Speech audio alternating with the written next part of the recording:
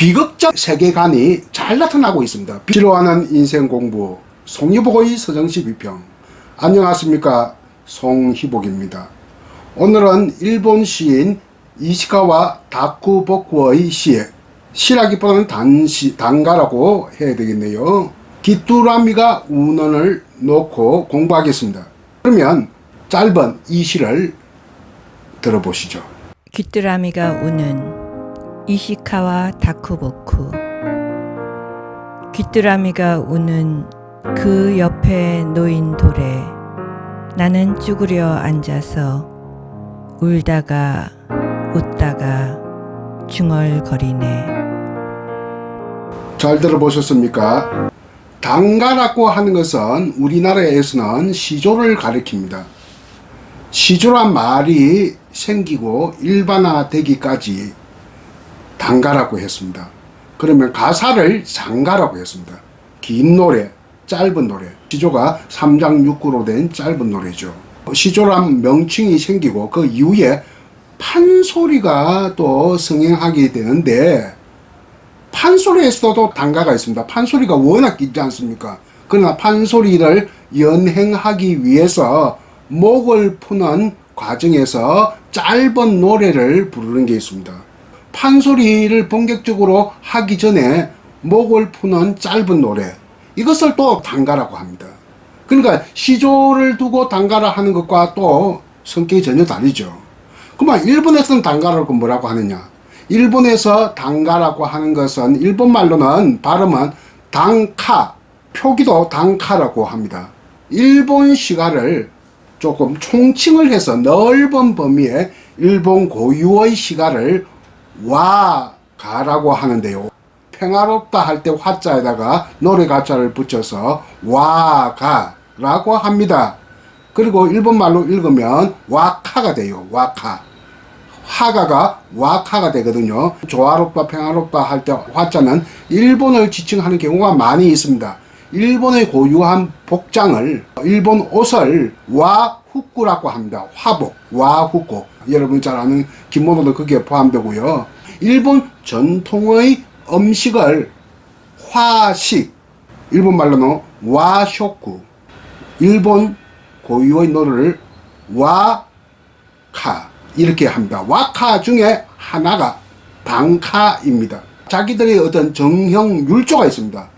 우리 시조 같으면 3434, 3434, 3543 이렇게 음수율을 정형으로 맞춰 놓은 게 시조인데, 일본 사람들도 음수율로 정형을 삼습니다. 정형시로 삼습니다. 57577, 57577, 57577에서 마지막 77을 없애버리면 575가 됩니다.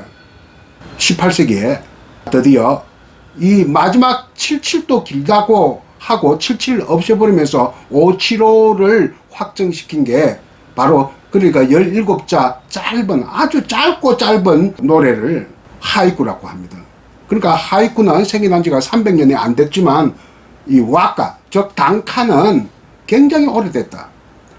백제의 왕임 박사가 일본에 논어 10권과 천자문을 가지고 건너갔다. 일본 천황이 요구를 했대요. 백제 왕에게.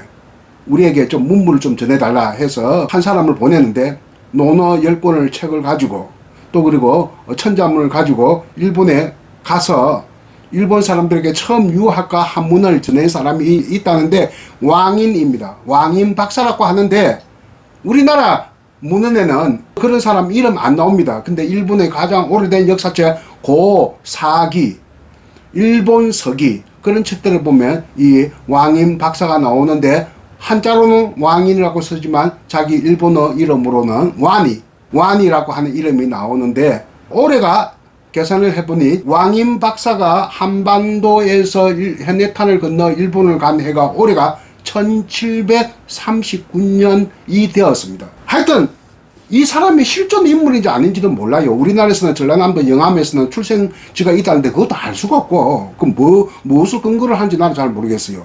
그리고 박사라고 붙이는 것도 굉장히 재밌네요. 박사는 옛날부터 박사가 있었습니다. 박사란 말이 옛날 중국에도 있었고요. 중국은 벌써 고대 때부터 박사라는 게 있었고. 그러니까 지금 우리가 생각하는 박사하고는 좀 다르지만 그 한자는 똑같습니다. 그런데 신채호 선생도 박사입니다. 성균관 박사. 19세기 말 성균관 박사였어요. 그 성균관 대학교 뭐 박사 과정을 나온 사람이란 뜻이 아니고 하여튼 박사란 말도 있고 교수란 말도 있었습니다. 조선시대 때 교수란 말도 있었는데 성격은 좀 다르죠. 두루두루 많이 안다고 해서. 그런데 천자문은 왕인 이후에 한참 이후에 처음 생겼거든요. 천자문이라는 것 자체가. 그러니까 벌써 천자문이 나오니까 이 일본 문은 또 조금 믿을 수가 없어요. 천자문 생기기 이전에 천자문을 들고 왔다고 했으니. 그래서 내가 조금 애매합니다만 왕인 박사가 일본 가서 유학과 한문만 전해준 게 아니라 최초의 일본 시가를 지었는데 그것이 바로 와가입니다. 자, 단가입니다. 577로 지은 최초의 인물. 우리나라에서 건너간 왕인 박사라고 합니다. 이 단가는 지금도 짓고 있거든요. 지금도 단가를 짓는 사람이 많습니다. 일본 천황은 해마다 1일 되면 국민들을 위해서 우리나라 같은 신년사를 하는데 단가를 하나씩 이렇게 발표하는데 새로 된 젊은 천황은 뭐 그렇게 하는지 안 하는지 모르겠습니다만 얼마 전에 내가 그만둔 그 늙은 천황은 해마다 이 단가 한 수시간에 이렇게 서서 국민들에게 발표했습니다. 우리나라로 하면 신년사에 해당됩니다.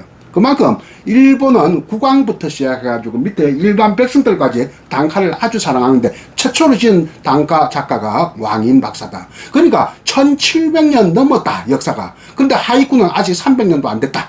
이렇게 보면 되겠습니다. 단가는 연도 없고 행도 없습니다. 산문식으로 이렇게 쭉 쓰는데 산문식으로 쓸까 하다가 조금 그래도 57577에 맞춰서 오행시로 만드는 게 좋겠다 싶어서 오행시를 만들었는데 반드시 일본 엄수율 57577에 맞춰서 한 게 아니라 한국 엄수율에 조금만 맞춰서 이렇게 제가 배행을 했습니다만 딱 일본 57577에 맞지가 않습니다. 뭐 그걸 아시고 그냥 시각적으로 이 행가리를 했다 이렇게 보면 되겠고요. 처음에 너무 산문식으로 하려고 하니까 너무 이렇게 좀 시각적 효과가 없어요. 그래서 오행시로 만들었습니다. 오행시로 만들었지만 일본 음수율에 맞춘 것은 아니라는 것을 한 번 더 강조하고 제가 한 번 더 읽어보겠습니다. 귀뚜라미가 우는 그 옆에 놓인 돌에 나는 쭈그려 앉아서 울다가 웃다가 중얼거리네. 이시카와 다쿠보쿠 어떤 사람이냐? 한마디로 이야기하면 일본 메이지 시대의 최고의 시인이다. 1886년에 태어나서 1912년에 죽었다. 그럼 몇 살 살았습니까? 26밖에 안 됩니다. 아주 이런 나이에 요절을 한 좀 불쌍한 사람이다. 이와떼 출신이고요. 이와떼가 저 동북지방입니다. 저 북해도 가는 쪽에 있어요. 이와떼 출신이고 중학교를 옛날에는 중학교가 보통 4년제 5년제였거든요. 고등학교라는 것은 대학 예가가 고등학교고 그러니까 지금 고등학교 개념하고 다릅니다. 그러면 옛날 중학교 개념이요. 오늘날 중고등학교다. 보통 5년제가 많으니까 중학교도 중퇴를 했습니다. 뭐 가난하고 그러니까 요즘 학력으로 본다면 중졸 정도다. 중졸. 중학교 중퇴하고 나서 초등학교 대리교사를 했고 정식 교사도 아니고 대리교사도 좀 했고 상경해서 어디로 도쿄로 상경을 해서 각종 신문사를 전전했다. 신문사 가서 아니 기자 생활을 했다는 건 아닙니다. 학력도 낮으니까. 그러니까 무엇을 했느냐 하면 신문사에서 신문사만 대여섯 군데 다녔던 것 같아요. 허드렛 일. 그러니까 소사, 사환 그런 개념으로 물 떠주고 물 서르기 버리고 하는 그런 일 허드렛 일을 하고 또 조그만 글을 좀 아니까 교정을 받다. 그러니까 아주 박봉의 교정을 받고 평생을 극빈 속에 살았는데 가족들도 마찬가지입니다. 아버지 형제들도 군기를 3일 4일 굶기도 하고 그랬습니다. 아주 극빈 속에서 살았던 사람이고 그러면서 26년을 살다가 죽었으면서도 시집 한 권 냈습니다. 시집 제목은 동경, 그리움이라는 뜻이고요. 가집도 2권 냈습니다. 가집이 바로 단가집, 단가, 우리나라 하면 시조집 2권 냈는데 제목이 하나는 한줌의 모래, 또 하나는 슬픈 장난감. 그러니까 짧은 26년 살았지만 시집 1권, 가집 2권. 그러니까 요즘식으로 하면 시집 세 권을 내고 소설도 발표를 했습니다. 2년 전에 1910년에 한일 합방이 되자 한일 합방을 비판하는 시도 썼습니다. 그리고 양심적인 사람이었다, 시인이었다 이렇게 보고 한때는 국민 시인으로 칭송을 받았습니다만 요즘은 우리나라가 한때 김소월이 국민 시인으로 대접을 받았는데 요즘 와서는 별로 그렇게 관심이 없거든요. 마찬가지입니다. 이스카와 다쿠보쿠도 과거에는 일본 과거에는 국민 시인처럼 여겨졌지만 요즘은 또 그 이후에 많은 시인들이 아니야 등장을 하니까 그리고 너무 오래된 시이니까 메이지 시대 같은 벌써 100 아니면 몇십 년 되지 않습니까?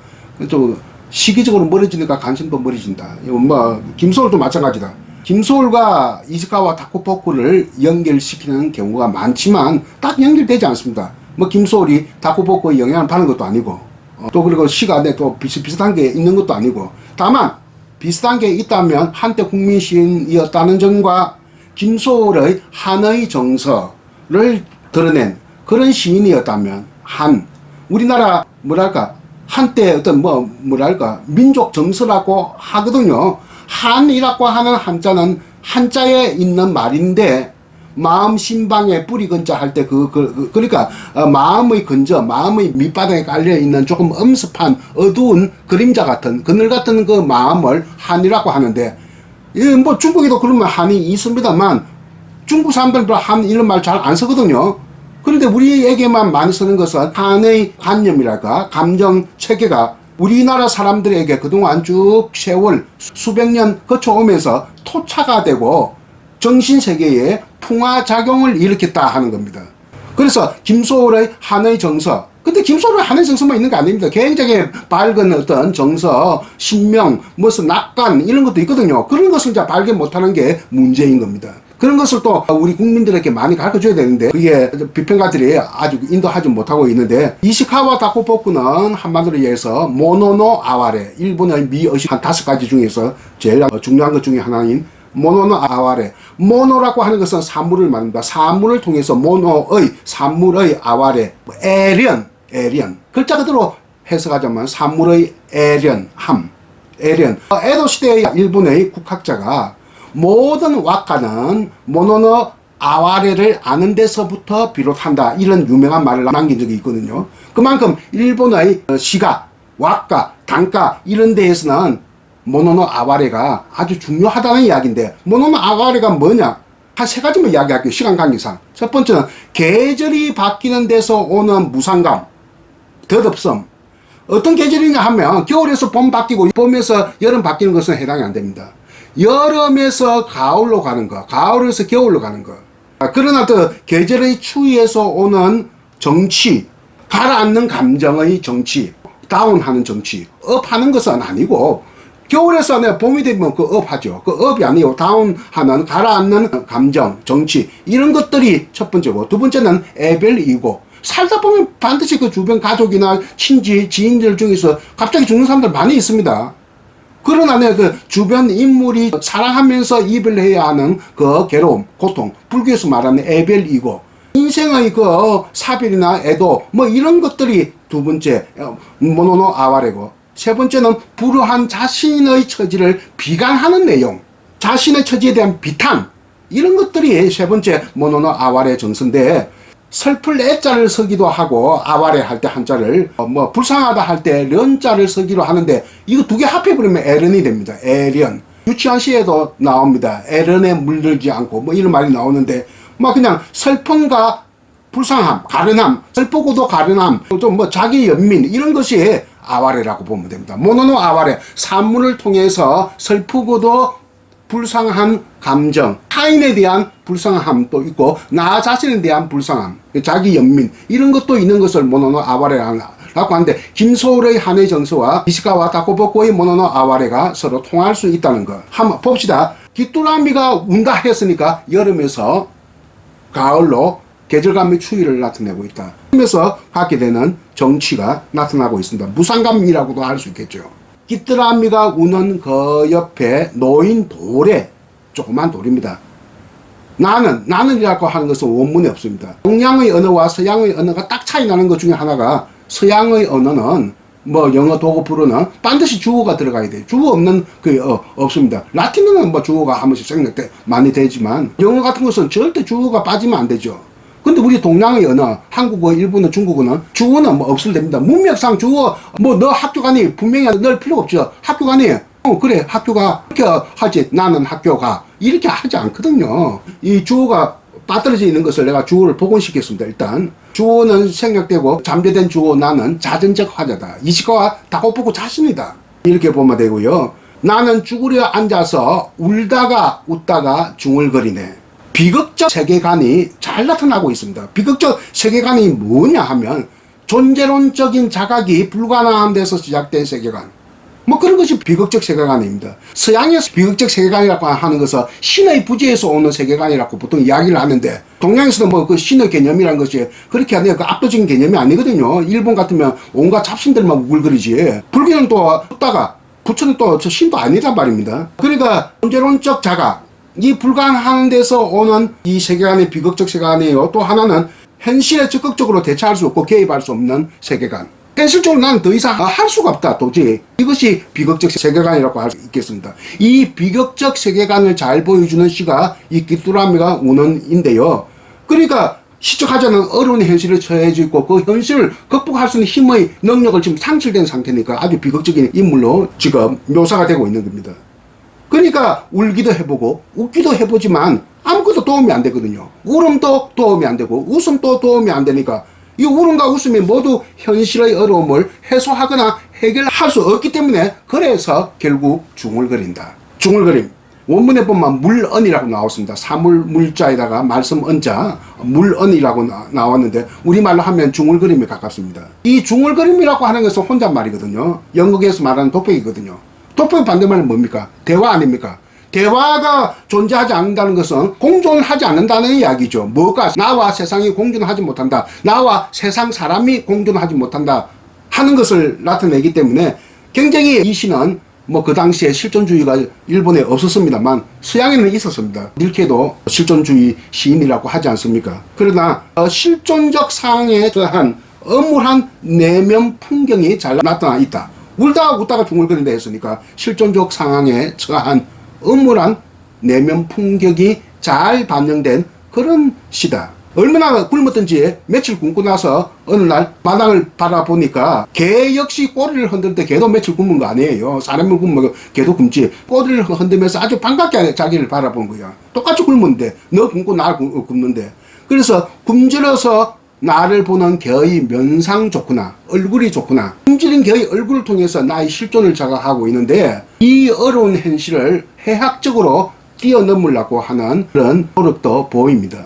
굶주린 개가 나를 바라보는 얼굴이 보기가 좋구나 하는 것을 보면 얼마나 그 해학적이지만 인간의 그 밑바닥 수준까지 내려갔다는 어떤 페이소스, 애수, 비애감 이런 것을 잘 느낄 수가 있죠. 귀뚜라미가 우는 참 극빈에 시달렸던 그 당시 그 메이지 시대 같으면 한참 만에 그 나라의 국력이 강성해지고 경제적으로 부흥할 텐데 왜 이렇게 강하게 살는지 모르겠어요. 아주 가난했던 시인 이시카와 다쿠보쿠의 단가 한수를 보면서 단가의 묘미에 대해서 우리가 한번 살펴봤습니다. 모노네 아와레 꼭 좀 기억해 주시기 바랍니다. 일본 미의식 타비, 와비, 모노노 아와레 가장 대표적인 일본의 미의식인데 아와레는 애련이다. 그 사물의 애련, 사물을 통해서 그래 귀뚜라미 우는 것도 사물이거든요. 사물을 통해서 슬픔을 그 감정 속에 심연 속에 이렇게 잠겨보는 그런 어떤 미의식이 모노나 아와레인데 우리의 한과 조금 비슷합니다. 그런 점에서 오늘 이때 한 번도 다뤄본 적 없는 일본의 유명한 시인 이시카와 다쿠보쿠의 단가 귀뚜라미가 우는에 대해서 공부해봤습니다. 오늘 공부 여기서 마치겠습니다. 안녕히 계십시오. 귀뚜라미가 우는 이시카와 다쿠보쿠. 귀뚜라미가 우는 그 옆에 놓인 돌에 나는 쭈그려 앉아서 울다가 웃다가 중얼거리네.